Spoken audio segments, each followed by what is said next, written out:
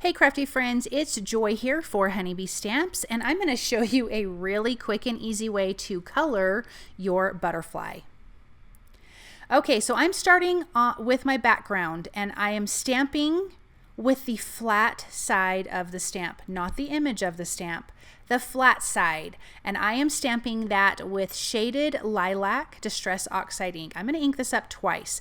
I am stamping this on the background that I have die cut from the Antique Layering Frames dies. This is the largest one. Excuse me, from a mixed media cardstock. I'm going to take my Distress sprayer and spritz that. Because I used Distress Oxide ink, I want that ink to run off of the background. This is going to create a little shadow under our stamped image. Then on a piece of acetate, I have stamped Bundled Sage Distress Oxide ink, spritzed it with some water, and then I'm going to ink smush this onto that background. I'm going to do the same thing with Milled Lavender Distress Oxide ink. We're creating this beautiful, gorgeous mixed media background. I want to push that purple butterfly to the background, so adding these other inks on top is creating layers, but pushing that back and almost softening it, if that makes sense. So here's that milled lavender that I'm going to bring in. I'm also going to do some splattering on the background. That's going to help with this.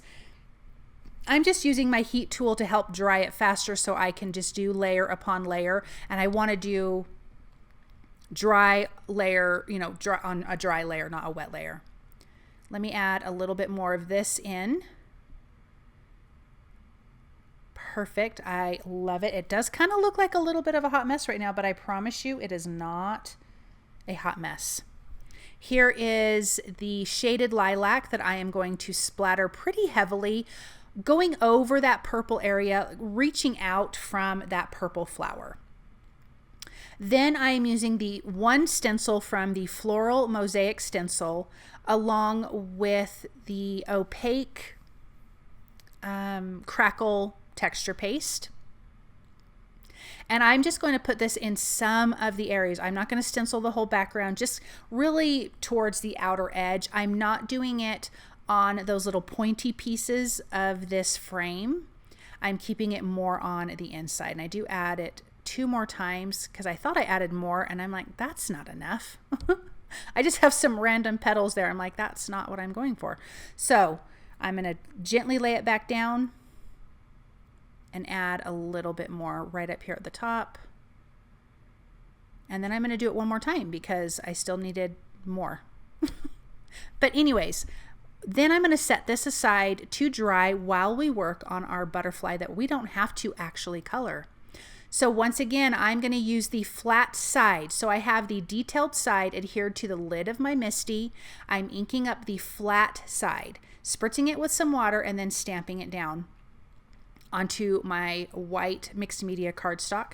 I'm going to do that one more time. I have some ink left on it. This is kind of giving it a watercolor look. So using that back solid part of your stamp set is going to create this whole image here that we don't have to color. And we're going to get back to stamping the detail in just a second. I want this to dry. I'm going to add some splatter with the shaded lilac and the bundled sage to this. Then we can put this back in the MISTI and stamp the actual correct side of the stamp, and that's going to give us our detail edges. Now I will say with this, you will not have a white edge when you die cut it out, but for me, I was totally okay with that with an image like this. So let's add our detail part down now. Now's the correct way to stamp. The first way was maybe the incorrect way, but totally made this easy for the background. I'm going to prep that with an anti-static powder tool. I'm using clear embossing ink, and I'm going to use gold embossing powder for the details of this butterfly. I like to ink that up 2 or 3 times to make sure I get a nice, good, crisp, solid image. I'm going to sprinkle on my gold embossing powder and then heat that with my heat tool, and then I can line up my die cut. And look at how pretty that is. It's already colored. Look how fast that was. Imagine how quick this would be for mass producing cards. You can use these gorgeous butterflies, and you can use different multiple colors of ink on there, and that would totally work. Now these little edge pieces, I put some foam adhesive on the corners, and I die cut these corners and inked them up the same way I did the background. That's why I did not show it on camera. But I'm going to place these down. This just has 1mm foam adhesive on it, but it's going to give it a nice little, a little bit of dimension. Then I am using my clear embossing ink and just lightly rubbing it on some of the corners, some of the edges, just a little bit to bring in more of that gold.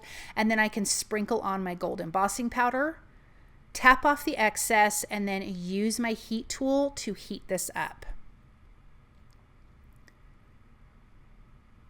And then I did use that coordinating die to die cut out that butterfly. I don't remember if I said that.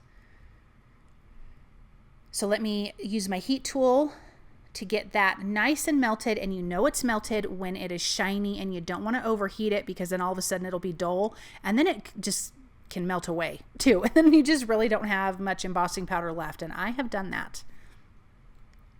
I'm stamping my sentiment from the All Things New stamp set because that's where that butterfly comes from. And it says, wishing you joy and beauty. And I'm going to do that in gold embossing powder, just like I did the butterfly and just like I did the edges. So I'm going to heat that up, or excuse me, sprinkle that on and then heat that up, and then use the coordinating die to die cut out that sentiment. And then we can start getting this card put together. And it is so super simple.